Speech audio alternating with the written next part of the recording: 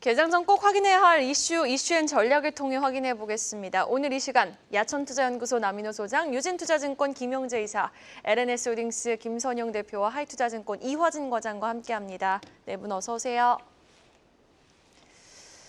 자, 바이든 대통령이 차기 대선 후보에서 사퇴하면서 어제 우리 증시는 미 대선 불확실성에 대한 영향에 따라 출렁였습니다. 이런 가운데 굳건히 주가를 지지한 업종이 있었는데요.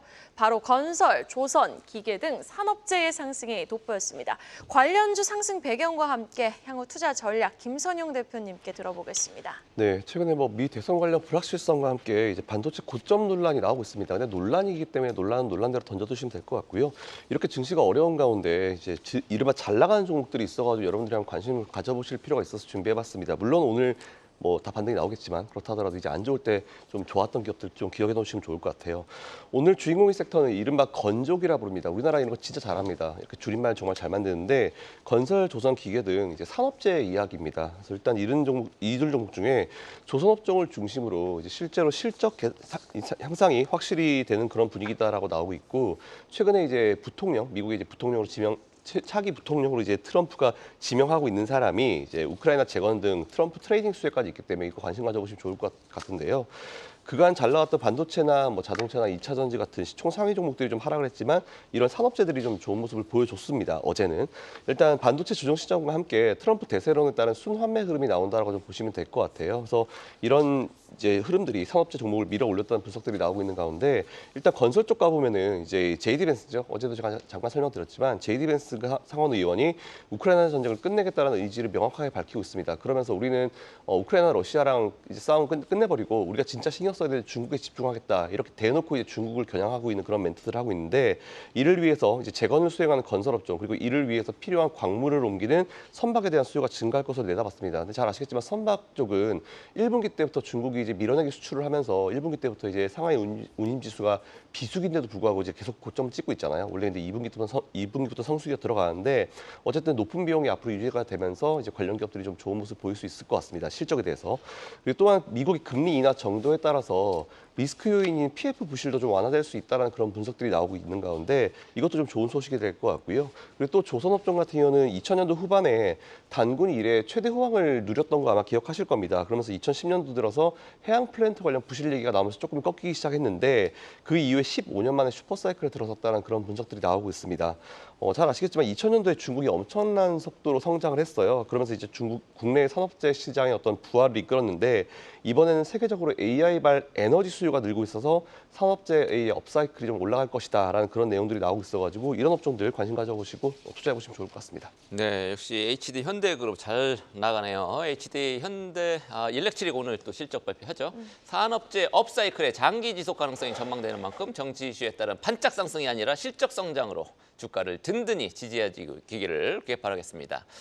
트럼프 트레이드 수혜 업종 꽤 있습니다. 산업재 외에도 더 있죠. 역시 전일장에서 주가 상승률이 두드러졌는데 어떤 업종인지 또 투자 전략 어떻게 가져가야 될지는 남민호 소장한테 들어보겠습니다. 네, 그렇습니다. 방금 말씀 주셨던 대로 트럼프 후보가 대통령이 당선이 된다면 그 수혜를 받을 것이다 하는 것들이 바로 트럼프 트레이드가 되겠습니다. 자, 이제 어제 같은 경우 시장이 매우 안 좋았죠. 그럼에도 불구하고 트럼프 트레이드 중 두각을 내는 두 업종이 있었습니다. 하나는 우크라이나 재건주고요. 또 하나는 비트코인 관련주가 되겠습니다. 아시는 대로 현대 에버다임은 거의가 아니고 상한가까지 30%까지 급등을 보였죠. 그리고 HD 현대건설기기라든가 삼부토건, 현대인프라코어 뭡니까? 전부 다 우크라이나가 종전을 하고 다시 국가를 재건할 때 수혜를 본다. 이런 업종 아니겠습니까? 또 하나가 있죠. 가상자산주. 트럼프가 이제 물론 그 해리스 후보와 이제 될 가능성이 높아지고 있죠. 점점. 이럴 때는 비트코인이 또 좋을 것이다. 이런 기대 나오면서 갤럭시 아모니트리라든가 SGA 솔루션즈 요 관련주들이 주가를 올렸습니다. 자, 매일 반도체 자동차만 얘기하던 나 소장이 갑자기 이들 종목 얘기하는 좀 이상하시죠? 네, 이제 본색을 드러내겠습니다. 저는 정치 관련주라든가 테마주에 대해서는 그렇게 낙관적이지 않습니다. 이들 조심하셔야 될 부분 세 가지만 말씀드립니다. 1번, 이 정치 관련주라든가 테마주는 투자 주체가 굉장히 불투명합니다. 외국인 거의 안 삽니다. 기관 거의 안 삽니다. 그럼 누가 주로 살까요? 우리가 흔히 말하는 부티크, 즉 큰 손들의 모임이라고 할 수 있겠죠. 거기서 주로 매매하기 때문에 사실은 그렇게 썩 믿을 만한 그런 투자 수급이 아니다라고 하겠고요. 다음 두 번째입니다. 실적 뒷받침이 좀 불투명합니다. 대부분 나오는 얘기 보면은 앞으로 7년 뒤에 수익이 좋아진다. 빠르면 5년 뒤부터는 엄청난 수익을 낸다. 지금 중요한 건요. 올해 금년에 돈을 벌어도 주가가 오를까 말까 하는데 앞으로 3년 뒤, 5년 뒤, 7년 뒤 그거는 너무나 막연한 기대감에 부응하는 것이다라고 말씀드립니다. 마지막으로 어제가 주가가 30포인트 이상 빠졌죠. 그러니까 오르는 즉 틈새 시장에서 움직이는 것들이 많습니다. 저는 이렇게 정리합니다. 무슨 흔히 말해서 이런 테마주 하지 마시라 그게 아닙니다. 여러분들 계좌에 5% 정도 마시고 만일 여러분 계좌에서 10%를 넘게 이런 관련주 투자하시면 반드시 후회할 것이다 라고 정리 드리겠습니다. 네, 알겠습니다. 정치 테마 수혜주 물론 좋지만 일단 투자 주체와 실적과 연속성이 불투명하니 우리는 조금은 좀 관망하면서 지켜볼 필요도 있다라는 의견 잘 들어봤습니다. 트럼프 우세론소 관련 수혜주 상승이 일부 종목들에 한해 나타나고 있지만요. 현재 언론조사에 따르면 또 민주당 후보로 거론되고 있는 해리스 부통령도 지금 지지율이 우세한 지역이 있거든요. 미 대선 전국은 안개가 그득한 모습, 변동성 확대될 수 있으니 예측보다는 우리 좀 대응에 초점을 맞춰 누가 될지는 마지막까지 모릅니다. 아무도 모르죠. 네, 대응에 초점을 맞춰 포트 재정비가 필요해 보입니다. 자, 다음은 디스플레이 이슈 살펴보겠습니다. 중소형 OLED에 비해 상대적으로 성장이 더뎠던 국내 OLED TV 패널 출하량이 올해 33%나 증가한 것으로 나타났습니다. TV 제조사들은 잇따라 신제품을 출시하고 있는데 자, 적자에 시달리고 있었던 LG 디스플레이 이제는 흑자로 돌아설 수 있을지 외국인이 또 최근 꾸준히 사주고 있거든요. 이화준 과장님께 여쭤볼게요. 네, 일단은 뭐 작년 TV용 이제 OLED 출하량 자체가 529만 대에서 이제 올해 한 705만 대까지 대략 33% 이제 증가율을 좀 보이고는 있습니다. 사실 우리가 기존에 스마트폰 관련된 OLED는 이미 침투율이 50% 이상 이제 넘어왔었고 결국에는 이제 TV용 OLED 자체는 워낙 이제 교체 주기가 좀 길다 보니까 이제 본격적으로 좀 성장 궤도에 좀 올라 있는 모습을 보이고 있습니다. 일단은 뭐 올해 적자 규모를 대폭 이제 축소할 것으로 보이고 있고 아마 분기 흑자 전환은 좀 하반기 그리고 전체 연평균 흑자 전환은 아마 내년쯤으로 생각을 하고 있는데 내년 일단 예상 이익 자체가 대략 한 4,500억 정도로 지금 예상을 하고 있습니다. 물론 이제 LG 디스플레이가 흑자 전환을 한다고 해서 이게 계속 영속적으로 갈 것이냐라는 것도 좀 시장에서는 의문이 나올 수가 있는 게 결국 중국도 일단 2010년대 디스플레이 관련된 LCD 이제 굴기 사업을 했었고 특히나 이제 BOE가 그만큼 저가 공세로 꾸준히 이제 시장 점유율을 넓혀 왔습니다. 그럼 이제 OLED는 어떻게 하냐? 물론 지금 중앙권에 있는 스마트폰 제조사도 최근에 삼성 디스플레이가 가지고 있던 고객사에서 점차적으로 BOE로 지금 넘어가고 있는 이제 추세입니다. 물론 일단은 중국도 작년 한 11월 달에 스촨성의 그 8.6세대 이제 OLED 자체를 생산을 건설을 한 흐름이 있기 때문에 향후에 TV용 쪽도 침투율이 좀 올라오지 않을까 생각을 하고 있습니다. 특히 중국 쪽도 2027년쯤에는 대략 한 50%까지 시장 점유율을 좀 확보한다고 얘기를 한 상황이기 때문에 만약에 LG 디스플레이와 이제 삼성 디스플레이가 이 기간 동안 이미 지난 2010년대 워낙 그쪽 시장에서 점유율을 많이 빼앗기 때문에 여기서 과연 기술적인 우위로 계속 시장을 점유를 할 거냐 아니면은 그런 저가 공세에 어떻게 대응할지 여부가 향후에 LG 디스플레이나 삼성 디스플레이에 대한 영업이익이 점차적으로 확대되지 않을까도 생각을 하고 있습니다. 네, 올림픽 열기가 디스플레이 업계를 달구고 있습니다. 이번 주 금요일에 개막해서 8월 12일까지 계속됩니다. 참가 선수들의 선전만큼 우리 디스플레이 업계의 선전도 기대해 보겠습니다. 4대 금융지주가 이번 주에 2분기 실적 발표합니다. 오늘 KB금융 실적 발표를 하죠. 자, KB금융, 신한금융 리딩하고 있는 그런 금융사들의 경쟁에 이목이 쏠리고 있는데 과연 KB금융이 1분기 만에 리딩 금융 자리를 재탈환할 수 있을지 김영재 이사한테 들어보겠습니다. 네, 일단 뭐 KB금융이 1분기에는 좀 신한지주한테 졌지만 2분기에는 다시 1위 자리를 탈환할 것으로 일단 보고 있는데요.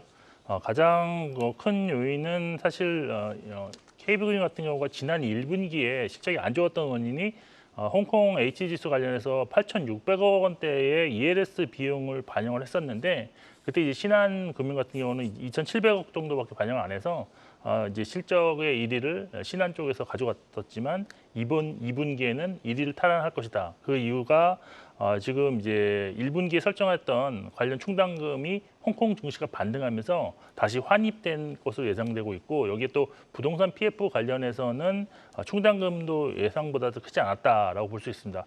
이제 전반적으로 보면 이제 4대 금융지주의 어떤 순이익이 4조 5천억 정도로 예상되는데 사실 뭐 실제금리가 하락함으로 인해서 뭐 이자 이익이 좀 줄어들지 않을까라고 우려했지만 오히려 가계대출, 기업대출이 크게 증가하면서 상당히 지금 양호한 실적이 예상되고 있는 상황입니다.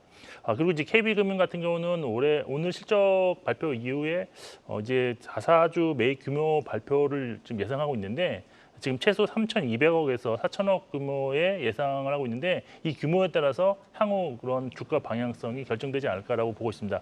일단 하반기 은행주 전반적인 전망으로는 일단 트럼프 수혜 업종이라는 그런 좀 특징을 갖고 있는 상황에 주주 환원 강화가 지속되면서 밸류업 프로그램 수혜가 좀 지속되다. 그래서 상당히 좀 긍정적으로 좀 보고 있는데 트럼프 수혜는 사실 과거 트럼프 집권 당시 금융주에 대한 어떤 규제 완화가 있었기 때문에 이런 거에 대한 긍정적인 그런 전망 또 이번에 초대 국무부 장관으로 만일 취임할 수 있는 분이 제이미 다이먼 JP 모건 회장이 될 것이기 때문에 시장 친화적인 그런 정책이 나올 수도 있기 때문입니다. 일단 투자 전략은 상반기와 마찬가지로 보통주 자본 비율, 즉 CET1 비율이 높은 은행주와 연말 예상 주주 환원율이 높은 종목에 대한 관심이 좀 집중되지 않을까라고 보이는데 일단 KB금융을 증권사 대부분 지금 탑픽으로 선정하고 있다는 점 참고하실 필요가 있고 또 상반기 높은 보통주 자본 비율을 기록했음에도 오보행 이슈 때문에 좀 상대적으로 주가 수익이 낮았던 신한지주가 지금 오보행 부담이 좀 완화되면서 또 지속적인 자사주 매입 소각이 이루어지면 이제 주가 수익률이 개선될 수 있다는 점도 좀 참고하시면 좋을 것 같습니다. 네, 알겠습니다. 오늘 오후에 실적 발표를 예고한 KB금융 지금 당기순이익 1조 4,726억 원이 예상되면서 리딩 금융 자리 다시 한 개 분기 만에 탈환을 노리고 있는데요. 관련해서 전망치만큼 부합하는지 상회하는지 여부 지켜보셔야겠습니다. 이어서 가장 빠른 리포트와 공시도 확인해보고 오시죠. 박정원 캐스터입니다. 오늘 아침에 나온 리포트 정리해드리는 가장 빠른 리포트 앤 공시 시간입니다. 오늘은 비교적으로 리포트가 적게 발행됐는데요. 상향 하나, 하향 하나, 그리고 나머지는 목표가 유지에 나선 리포트들이 나왔습니다. 먼저 하나증권은 SK가스의 목표 주가를 10% 올려잡았고요. LS증권은 우신시스템의 목표가 하향 조정에 나섰습니다. 그리고 HK이노엔과 KT에 대한 리포트가 나온 가운데 오늘 HD현대 인프라코어와 컴투스에 대한 목표가 유지 리포트가 대거 발행됐습니다. 먼저 SK가스 리포트부터 만나보시죠. 하나증권은 오늘 SK가스에 대해 연내 신규 LNG와 LPG 복합화력 발전소의 상업운전이 예정되어 있다며 중장기적인 이익 증가가 기대된다고 평가했습니다. 투자 의견은 매수, 목표가는 기존 20만 원에서 22만 원으로 10% 상향 조정했는데요. 하지만 2분기 영업이익이 작년보다 26.9% 감소한 488억 원을 기록하면서 컨센서스를 하회할 것이라고 전망했고요. 그래도 앞서 언급했듯 연내 신규 LNG와 LPG 복합화력 발전소 의 상업 운전이 예정된 상황에서 신규 사업 실적 연결 인식으로 이 중장기적인 이익 증가와 DPS 상향이 기대되기 때문에 꾸준한 관심이 필요하다는 분석이 나왔습니다. 마지막으로 우신시스템 리포트입니다. 2분기 매출이 691억 원, 영업이익은 39억 원을 기록하면서 컨센서스에 부합할 것으로 전망되고 있습니다. 공급망 재편에 따라서 수주는 쌓여가고 견조한 2차 전지 조립 라인과 안전벨트 쪽에서는 턴어라운드가 방향성이 명확하다는 평가가 등장했습니다.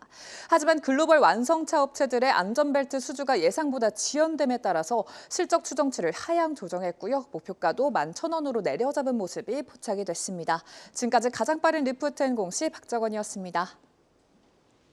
다음 소식입니다. 모건 스탠리가 반도체를 포함해 한국 기술 산업 전망을 하향 조정했습니다.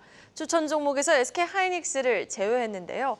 자, 모건 스탠리가 이렇게 깜짝 조정을 내놓은 이유, 그 배경이 궁금합니다. 또 SK하이닉스 향후 투자 전략 이번 주 실적 발표까지 예정되어 있는데 오히려 조정을 매수의 기회로 삼아봐야 할지 우리 남인호 소장님께서 살펴봐 주시죠. 네, 그동안 1년 동안 미국 그리고 우리 대한민국을 이끌었던 선두 대장주가 뭐였습니까? 반도체주 아니었습니까? 특히 우리 한국 같은 경우는 삼성전자를 제치고 하이닉스가 말 그대로 시장의 가장 대장으로 부각이 됐었습니다. 그런데 갑자기 모건 스탠리에서 MSCI 만드는 그 회사입니다. 모건 스탠리에서 하이닉스를 그 추천 종목에서 삭제를 했어요. 우리만 뺀 게 아닙니다. 대만의 미디어텍이라든가 TSMC도 마찬가지로 제시했습니다. 자, 모건 스탠리가 왜 그랬을까요? 제가 고민하다가 저는 세 가지 측면에서 모건 스탠리를 조금 이해하기로 했습니다. 자, 하이닉스 투자하시는 분들 주의해서 잘 들어보십시오. 첫 번째가 뭐냐면 이제 4개월도 안 남았죠. 100일 앞으로 다가온 미국 대통령. 만일에 트럼프가 당선이 된다면 뭐가 됩니까? 지금 반도체 지원법에 대해서 매우 비판적인 의견을 피력하고 있지 않습니까? 미국 내에 투자하고 있는 외국 반도체 회사 우리 지원금 못 준다. 이렇게 겁박을 하고 있어요. 이 부분이 첫 번째이고요. 다음 두 번째가 뭡니까? 그동안의 주가 상승률을 보면요. 상당합니다. 하이닉스 예를 들어드릴까요? 2년 전이었죠. 지난 2023년도 저점 얼마입니까? 8만 원이었습니다. 이번에 고점 얼마였죠? 24만 원. 그러면 3배, 우리가 300%라 그러죠. 자, 그런데 같은 반도체 회사인 삼성전자의 주가 한번 봐볼까요? 2년 전이었던 2023년도 저가 얼마입니까? 6만 원입니다. 어제 종가 얼마입니까? 8만 원입니다. 몇 프로 올랐습니까? 300% 올랐습니까? 아니요. 30% 올랐습니다. 자, 이건 뭘 말합니까? 똑같은 반도체 회사임에도 불구하고 하이닉스는 3배가 오른 반면 삼성전자는 30% 올랐다. 최근에 지난주였죠. 나 소장이 여러분께 이런 말씀 드렸습니다. 삼성전자와 하이닉스 그동안 15대 15로 가지고 계셨는데 이제 삼성전자는 20%로 하이닉스는 10%로 비중 조절하시라고 말씀드렸죠. 저도 이걸 보고 여러분께 그렇게 말씀을 드린 겁니다. 자, 마지막으로 포트 비중, 방금 말씀드렸던 MSCI 아시아 이머징 마켓 쪽에서 비중 조절하면요. 개인 투자가들도 관심이 있지만 기관 투자가들, 이머징 마켓에 투자하고 있는 외국의 유수 기관들은 곧바로 즉각 시행을 합니다. 그래서 요즘 하이닉스가 주가가 많이 흔들리는 것이거든요. 그래서 이 부분은 우리 머니플러스 시청자분들이 꼭 생각해 주시면 좋겠고요. 투자 전략 마지막 말씀드리면 그럼에도 불구하고 제가 여러분께 늘 말씀드렸던 여러분 계좌의 10%는 하이닉스를 계속 보유하시는 게 좋다라고 정리를 드리겠습니다. 네, 알겠습니다. 나사님, 3배면 200% 됩니다. 어찌됐든 뭐 사소한 거고요. 자, 하이닉스는 이번 주 목요일에 실적 발표를 합니다. 한번 지켜보겠습니다. 모건 스탠리의 보고서가 어제 하루 아시아 기술주 매도세를 부추겼는데 오늘 장에서 어떤 흐름을 이어갈지 잘 살펴보면서 대응 전략 세우시길 바라겠습니다. 세계를 강타한 미국 마이크로소프트 서비스 먹통 있었습니다. 주말에 국내 보안주가 들썩였는데 알고 보면 해킹이 아니라 소프트웨어 업데이트 과정에서 뭐 충돌이 발생했다고 해요. 이와 관련해서 우리 김선영 대표님 할 얘기가 많으시다고요. 네, 이게 보니까 언론에서는 해외 언론에서는 원래 처음에 마이크로소프트 문제였다라고 하다가 나중에는 이것을 바꾸어가지고 이제 크라우드 스트라이크사의 잘못으로 바꾸었더라고요. 근데 제가 현업에 있는 미국에 있는 친구한테 이제 물어봤습니다. 그래서 제가 그 내용을 좀 말씀을 드릴 텐데 일단 어쨌든 MS발 서비스 먹통 사태 이후에 국내 보안주가 좀 들썩이긴 했습니다. 근데 보안 관련주는 제가 지난번에 말씀드렸지만 장기적으로 투자하셔야 됩니다. AI 관련주들 이제 핫 이슈 되면서 분명히 보안은 중요하기 때문에 앞에 더 중요해질 거기 때문에 장기적으로 투자하셔야 된다는 말씀 먼저 드리고요. 일단 어제 SJ 솔루션 포함해가지고 많은 기업들이 지난 5월 고점 대비해서 좀 많이 밀렸다가 좀 반등하는 모습을 보이긴 했었습니다. 근데 일단 이번에 포인트가 뭐냐면 발단은 미국의 보안 업체라고 이제 크라우드 스트라이크라고 있는데 이제 실제 나스닥 상장돼 있는 기업이고 티커는 CRWD로 이제 아마 제가 알기로 시총이 한 130조 정도 되는 기업을 알고 있어요. 그러니까 1위가 팔로알토 네트워크스로 1위고요. 시총 기준 2위인 기업, 굉장히 큰 기업이라고 보시면 될 것 같습니다. 근데 이 기업의 소프트웨어 업데이트 패치가 마이크로소프트의 윈도우 10과 부딪히면서 문제가 발생했다고 하는데 근데 바로 여기서 이제 문제가 이렇게 되면 뭐가 어떻게 된 거지? 마이크로소프트가 문제인가? 크라우드 스트라이크가 문제인가? 이렇게 될 텐데요. 이게 자꾸 해외 기업으로 예를 들어서 헷갈리실까 봐 제가 우리나라 기업으로 바꿔서 말씀드리면 여러분 윈도우 쓰고 계시잖아요. 근데 여기에 보안 패치 메가피도 쓰시고 되게 많이 쓰시고 우리 보통 안랩 많이 쓰잖아요. 근데 예를 들어서 나는 안랩 써. 근데 안랩의 보안 패치를 받다가 문제가 발생한 겁니다. 근데 반대로 메가피 쓰는 분들은 문제가 발생 안 한 거고요. 근데 이번에 이런 그 LCC 3사 문제가 된 LCC 3사를 보니까 이 LCC 3사는 모두 저가 항공사들. 네, 맞습니다. 이 항공사들은 모두 크라우드 스트라이크사의 어떤 이 보안 패치를 썼다가 업데이트가 돼서 문제가 된 건데 기술적인 문제가 사실은 좀 디테일에 있었습니다. 그래서 생각해 보면은 이번 장애의 원인을 제공한 게 MS냐 아니면 이제 크라우드 스트라이크냐 요걸 봤을 때 실제 이제 이 업에 현업에 종사하고 있는 이제 동생의 얘기를 들어봤을 때는 이건 MS 문제지 크라우드 스트라이크 문제가 아니다라고 얘기를 했습니다. 왜냐하면은 MS의 기본 운영 체제의 윈도우가 문제가 있는 부분이 1차적으로는 물론 보안 이제 소프트웨어 패치가 잘못된 건 맞는데 이런 보안 소프트 패치는 사실 지금도 전 세계적으로 우리가 컴퓨터 켤 때마다 업데이트가 되고 있는데 사실 수만 건이 진행 중인데 이것 때문에 운영 체제 자체가 문제가 생겨서는 안 된다라고 이제 보통 현업에서 많이 얘기를 하더라고요. 그래서 이게 누구의 문제냐에 따라 가지고 또 개별 소송의 문제로 발생할 수 있는 부분인데 일단 전반적인 문제는 MS의 문제 때문에 운영체제의 오류를 보완해야 된다는 게 현업에 종사하고 있는 분들의 대부분의 의견이었던 것 같고요.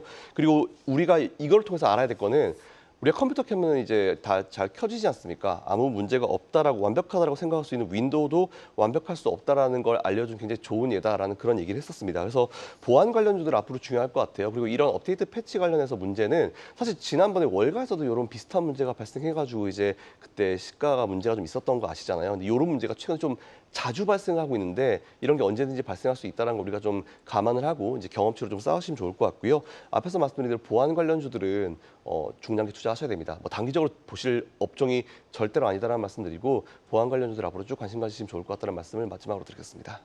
네, 알겠습니다. 이번에 뭐 마이크로소프트 사태에 따라 부각이 되긴 했지만 AI 시대가 도래함에 따라 우리는 보안주에 주목을 해볼 필요가 반드시 있다라는 말로 좀 정리를 해볼 수 있을 것 같습니다. 국내 보안주 이슈에 따라 부각되고 있는 만큼 변동성은 또 유의하시면서 오늘 장에서도 주가 흐름 잘 살펴봐야겠습니다.